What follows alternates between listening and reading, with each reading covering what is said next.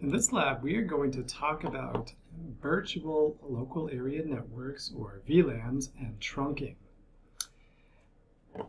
Let's talk about why we need to do this real quick. Let's look at our network diagram down here. We've got 3 switches.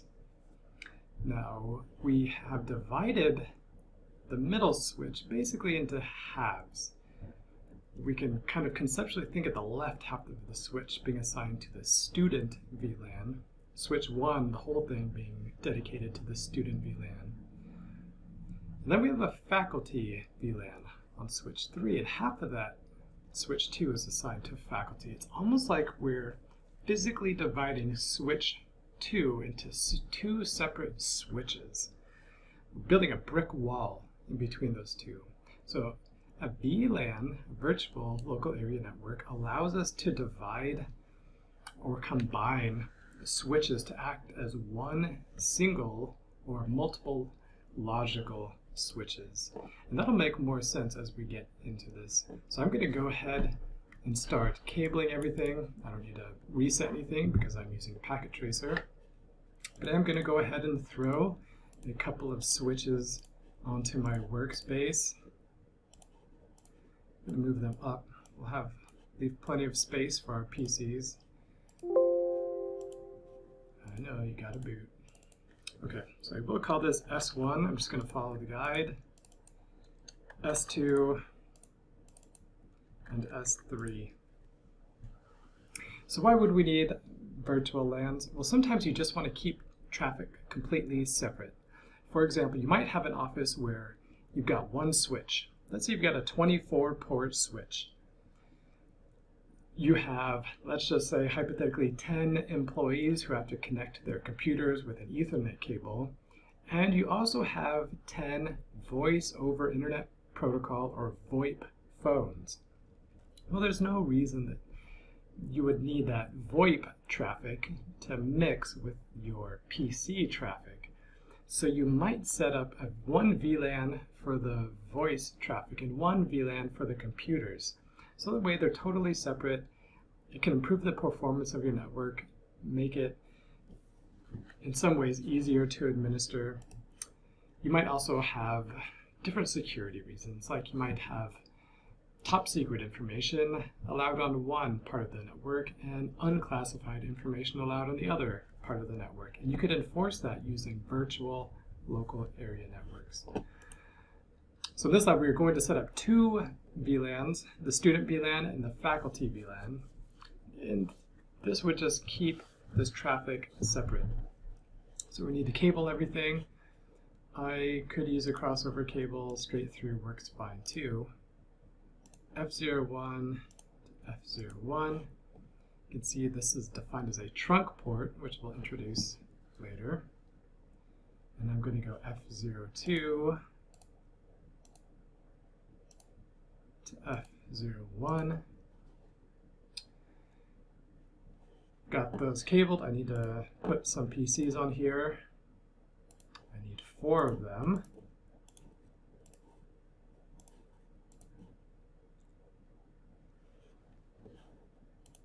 I'll label this computer A.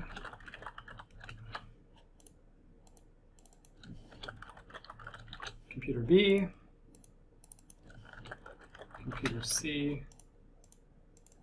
And computer D. So look at the IP addresses here. How many different networks do I have?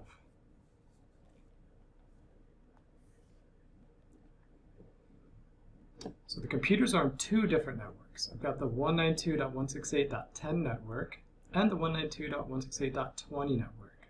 So C and D are on the same subnetwork, A and B are on the same subnetwork.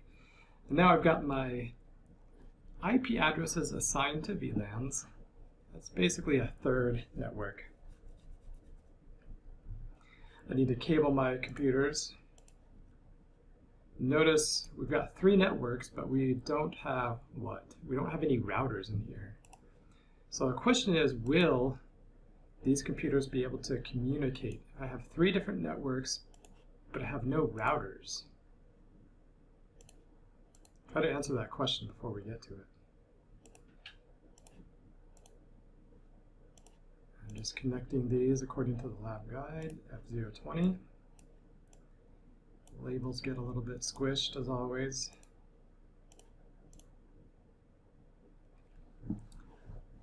Let's see, F018. I'm just going to spread these out just a little bit. Try to find an optimal way to show these. A little bit tough sometimes with Packet Tracer. I think that'll be okay. So I've cabled the network according to the diagram. Of course, because I'm using Packet Tracer, I'm skipping the console cable connection. Now we're going to change the IP address for VLAN 1 on each switch. So by default, just out of the box, every switch comes with VLAN 1 defined, every Cisco 2960 switch that is. So I'm going to just follow the instructions, enable config t hostname s1. I'm going to kind of skip the password stuff this time, and the banner, all that good stuff. Interface VLAN 1. Before I do that, I'm going to do show IP int brief. I'm going to hit the space bar and expand this just to show all this information. Previously, we had just kind of ignored VLAN 1. It's there by default. We just haven't really used it. We are going to use it today. So I'm going to say int VLAN 1. We could type out interface. I'm going to give that an IP address according to the diagram. IP address 192.168.1.11.255.0. No shut. Exit. So that is a virtual interface. There's no cable connected to VLAN 1, but now VLAN 1 has an IP address. You do not have to assign a VLAN an IP address. But now I can ping that switch if I were on the same network.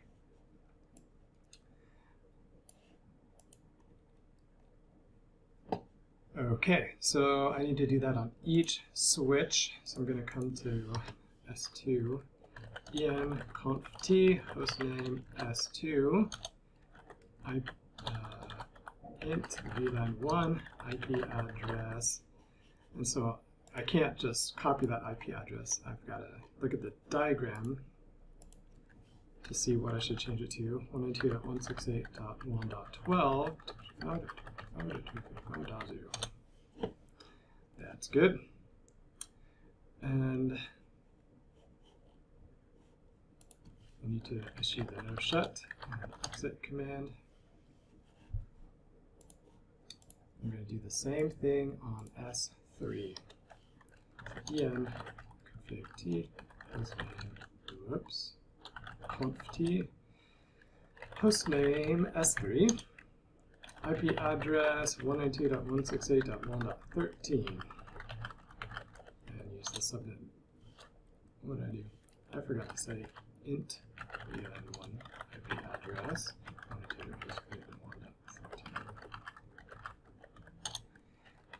192.168.1.13. No shut to activate it. And exit. So we didn't, that VLAN 1 already existed. We just essentially brought it up and gave it an IP address. So if I run do show IP into brief and space bar down, I can see that VLAN 1 is up. And it's got an IP address.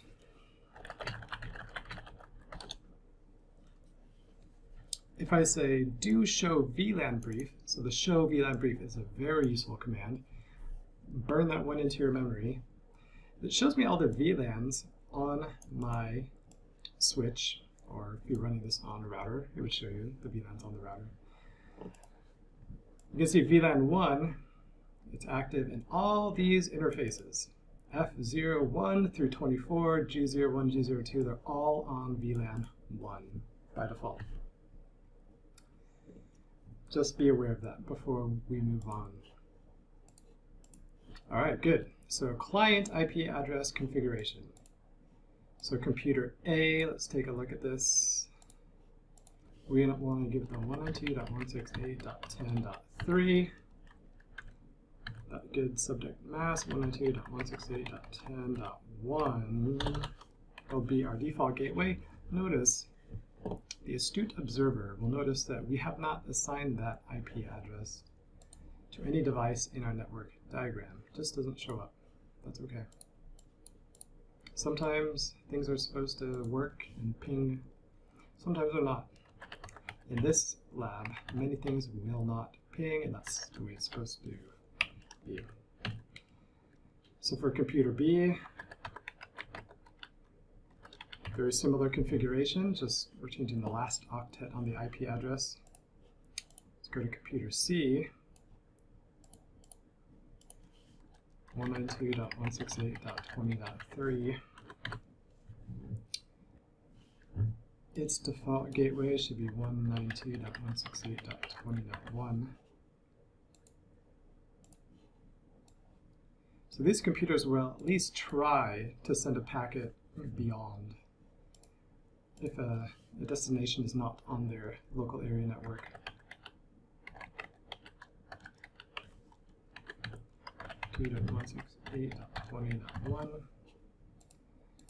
Okay, so now we need to test connectivity. So let's test all these. I'm going to scroll up so I can see this guide. What should computer A be able to ping? All right, should computer A be able to ping the IP address of VLAN 1?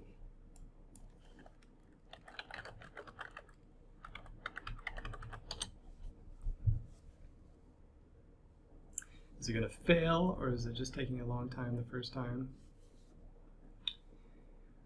Request timed out.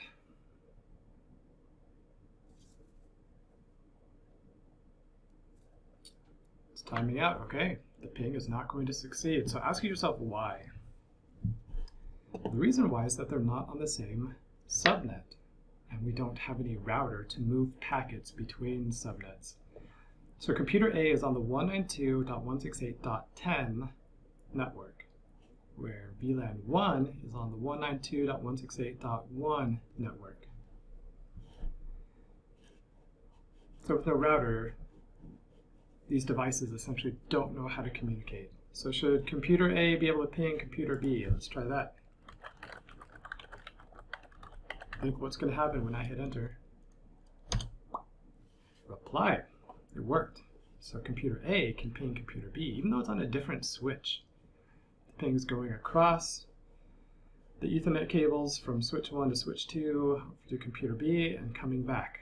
So that's good. How about can we ping computer C 20.3? So it's trying, but it's not working. It's failing. So why is it failing? Make sure you know the reason. Computer C is on a different subnet than computer A. And again, there's no router to tell the packet where to go, essentially. So I'm going to Control C and interrupt that. And we can try to ping computer D, not going to work. Same reason as computer C.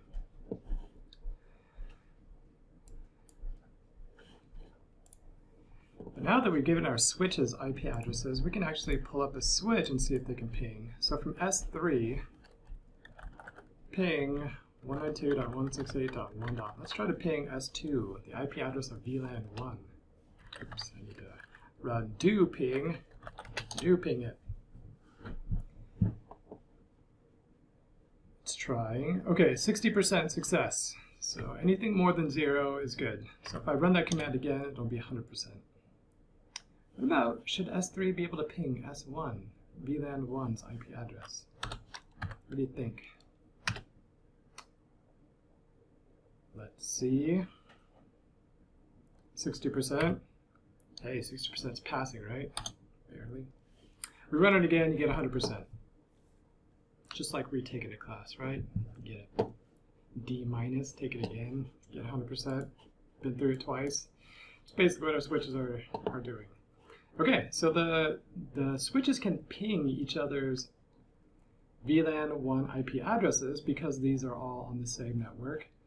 C and D can ping each other because they're on the same network, and A and B can ping each other because they're on the same network. So we got 3 different networks, a couple of different devices that can ping each other. Others fail. So just make sure you know what worked, what pings were successful, why they were successful, and what failed, why it failed. That's very important. So I'm going to scroll down. I've tested connectivity. Sure, go ahead and test everything. I've got the answers for what should work and what shouldn't work, but I've basically gone over all those. Now we're going to create some new VLANs. We're going to create a faculty VLAN, a student VLAN, and a management VLAN. Now, creating a VLAN on a switch is not terribly tricky. Here I am on switch 1. I am going to create a VLAN with the number 10, VLAN 10. I just created a VLAN. Pretty simple. I'm going to give it a friendly name so I can keep track of it. Now, if I type VLAN 20, it just created VLAN 20 for me, and it switched me into the configuration of VLAN 20. So I'll say name faculty, and I'll create VLAN 99 and name it management. So VLAN 99 would be for managing the switch. If I am 1,000 miles away from the switch, I might give my management VLAN an IP address so that I could ping my switch remotely, connect to it, but I might not assign any interfaces to it. So I'll type end and run show VLAN brief. So we compared to what we did before. Now I had VLAN 1 previously, but now I've got 10, 20, and 99. So they are active, but notice that these new VLANs have no ports assigned to them.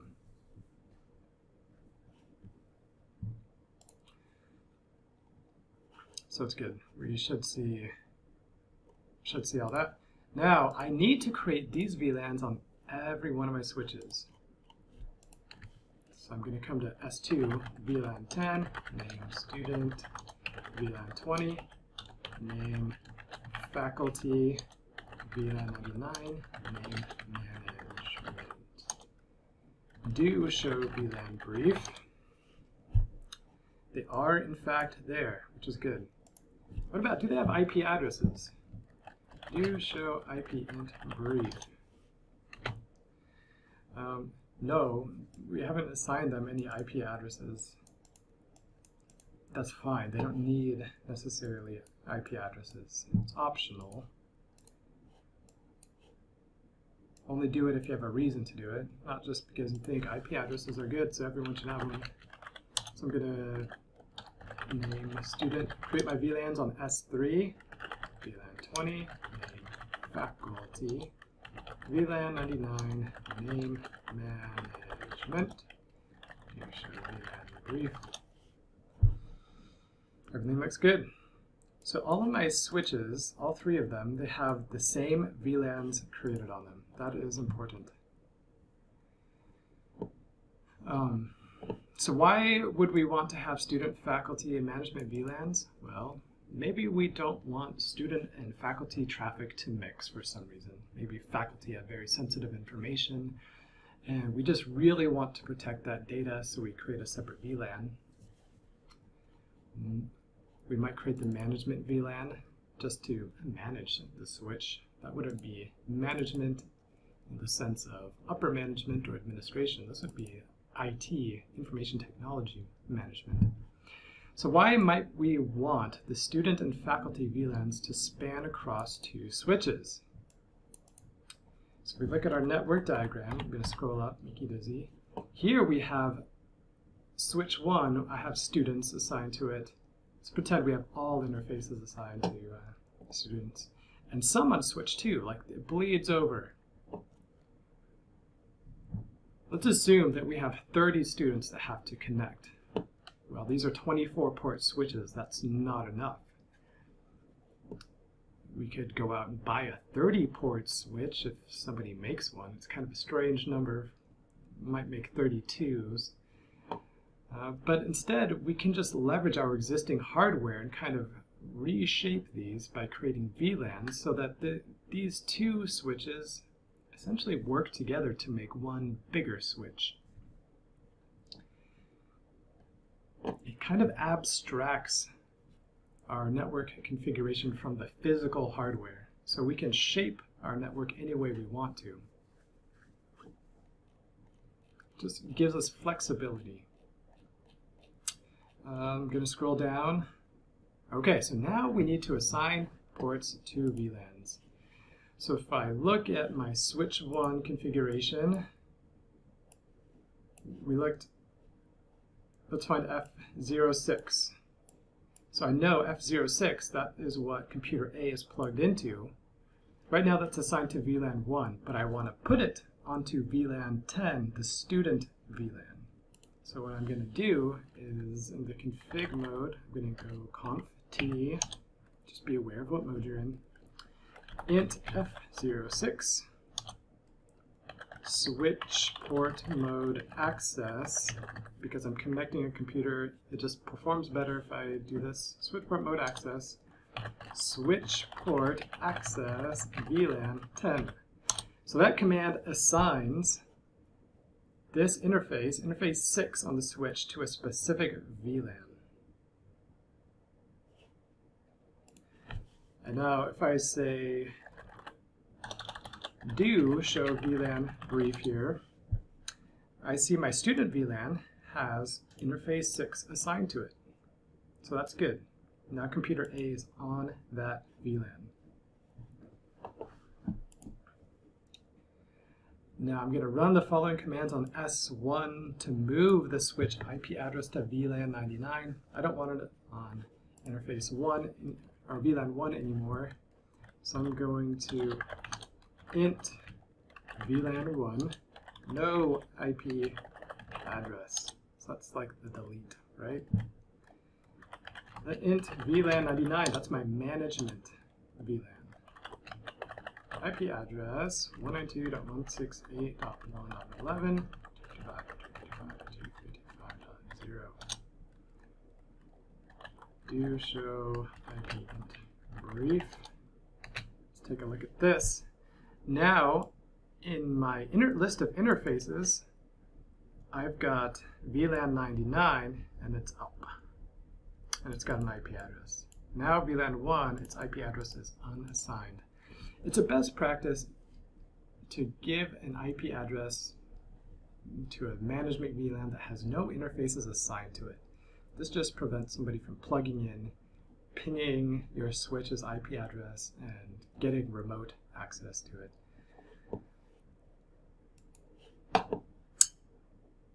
So that's good. Switch 1 is good.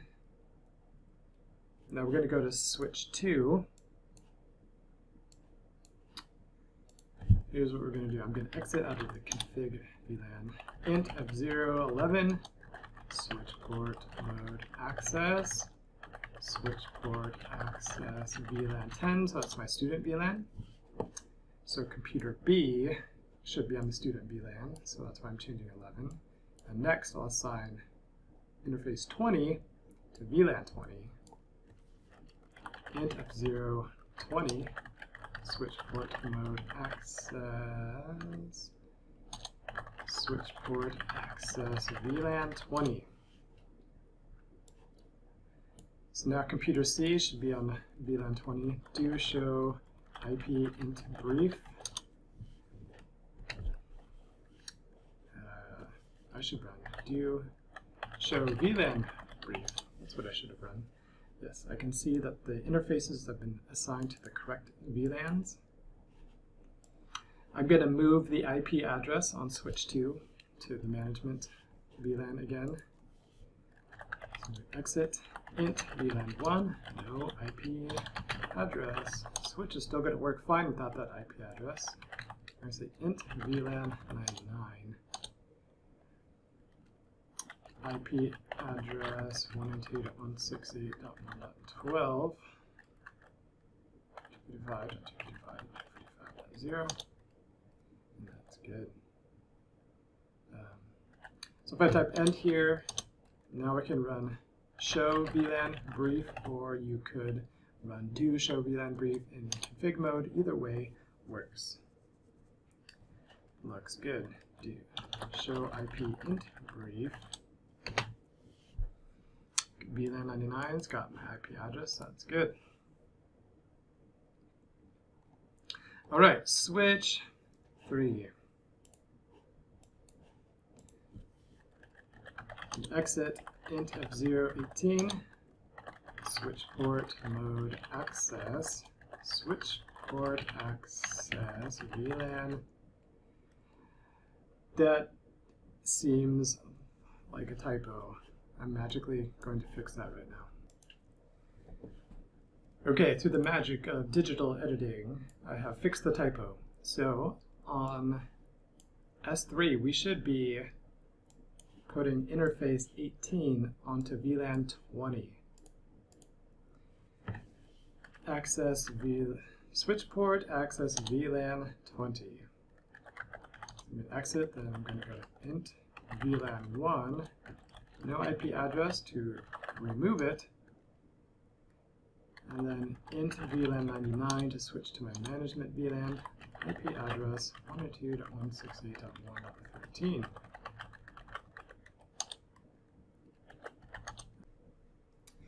Okay, now that we've configured our VLANs on the switches and we've assigned interfaces to those VLANs, let's check connectivity again. So let's open up computer A, and I'm going to ping computer B. So B is 192.168.10.4. So should this work? They're on the same subnet. Seems to be taking longer this time. First one failed. Let's see if the other ones work. Request timed out. Okay, well that's funny, right? Funny in a bad way. Not funny haha, but funny like seems like it should have worked. Well, let's try the other one. Let's try computer C to computer D. Maybe that one's still working, right? Maybe. Ping 192.168.20.4. Let's see.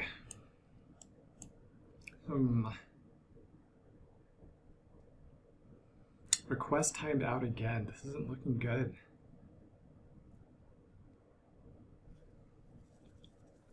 It's timing out. It's not going to work. Now, there's a very specific reason why we've essentially broken communication A to B and C to D. Well, we set up VLANs and we assigned these interfaces to VLANs. However, these switches by default don't forward information to other switches unless we have a trunk interface. So what this cable right here between S1 and S2 is not carrying any VLAN information. And so that is why that ping from A to B is broken. Same thing on this interface between S2 and S3. That line is not carrying any VLAN information. So C cannot ping D. It's bad, right? This is bad. So we need to fix it. So we can fix this. So I'm on S1, so en conf t. I'm going to bring up these two, clear everything out. So on S1, I'm going to say int f01. So I'm going to configure interface 1. It's that line connecting S1 to S2. And I'm going to issue the command switch port mode dynamic desirable. Funny command. Okay, but we see a lot of messages.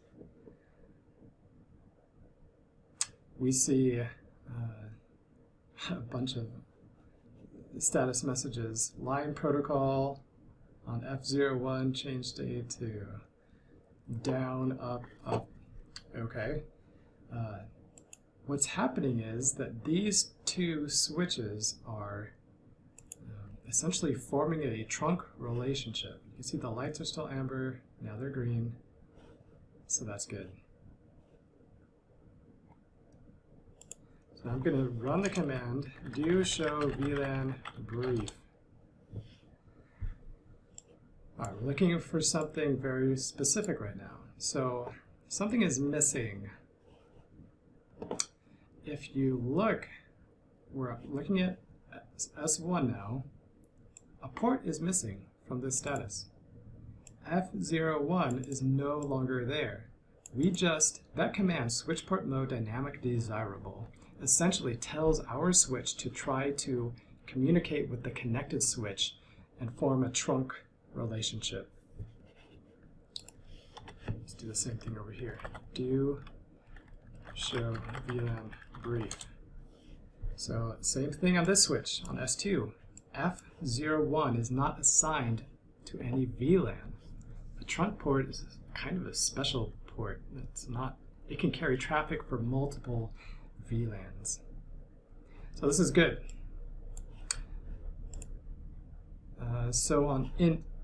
That's one way we can set up a trunk interface. Now I've got S2 open. I'm going to bring up S3. So on S3, F01, that's going to be our trunk port. So I'm going to say int F01. Instead of using the dynamic desirable command, I'm just going to say switch port mode trunk. You can see, as soon as I hit enter on switch 3, S2, we start seeing some messages. Dynamic desirable basically means do your very best to try to establish a trunk line. Switch port mode trunk is like, I don't care what you want to do, you're going to be a trunk interface. So go ahead and establish that relationship. It's going to take a little bit for our switches to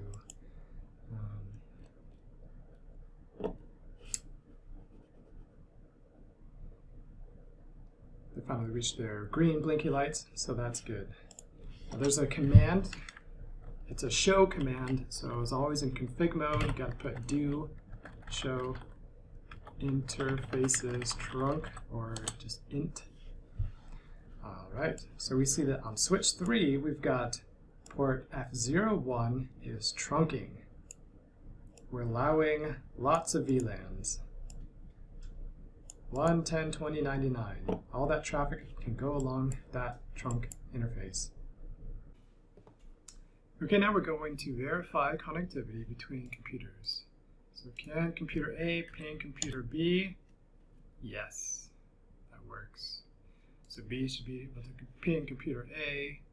Should A be able to ping computer C? So that's 20.3. Still no, right? They're still on different networks. Trunking did not change anything there, so that's not going to work. Can C ping D? Yes, that should work just fine.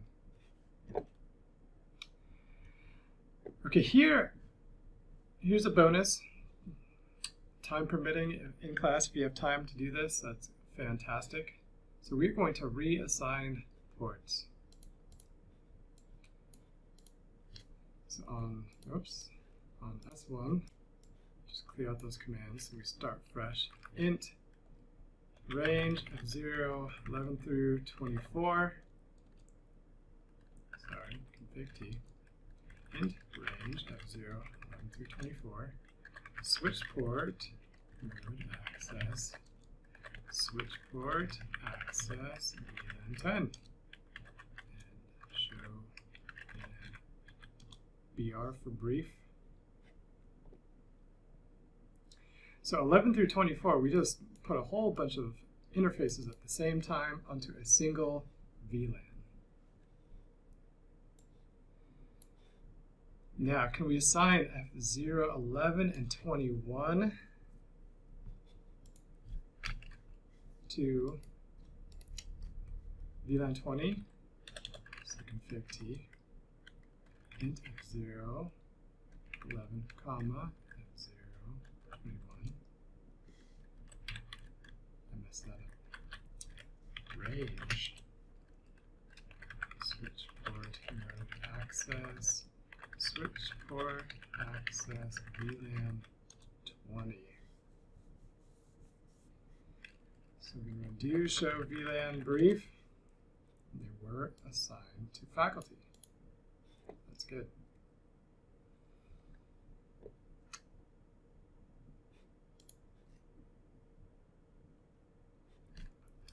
So we're going to go to int f024. No switch port access VLAN. Do show VLAN brief. So port 24 is no longer assigned to the student VLAN. When it was essentially unassigned, it was moved back to VLAN 1.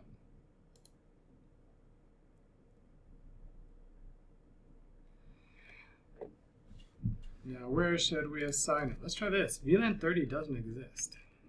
Int f024 switch port access VLAN 30. And if you do that, it automatically assigns it. Do show VLAN brief. We've got a brand new VLAN, and it's assigned an ugly name, but there it is. We've got that on there. Let's say that's a mistake. So we wanted to delete a VLAN. We can use that in config mode just by running no VLAN 30. Boom, delete it. So we fixed our mistake, right? Show VLAN brief. I have to run do here. Do show VLAN brief because I'm in config mode. Where's port 24 assigned to now? It disappeared. It's not on there. So that's bad. Typically, you want to assign an interface to an existing VLAN before you delete a VLAN, but it's all fixable. You can just go ahead and reassign it. Okay, so we've gone over a lot of material right now, but we should be able to describe the benefits of VLANs, create a VLAN on a switch. That command is pretty easy. Give it a name, give it an IP address, assign interfaces to those VLANs, run the commands to show the VLANs. We can delete a VLAN, and we can set up trunk and access interfaces. So VLANs, we've been using them to some extent before now, but now we've dug into those a little bit more. Hopefully, it starts to sink in and make sense. VLANs are a very useful tool for network administration.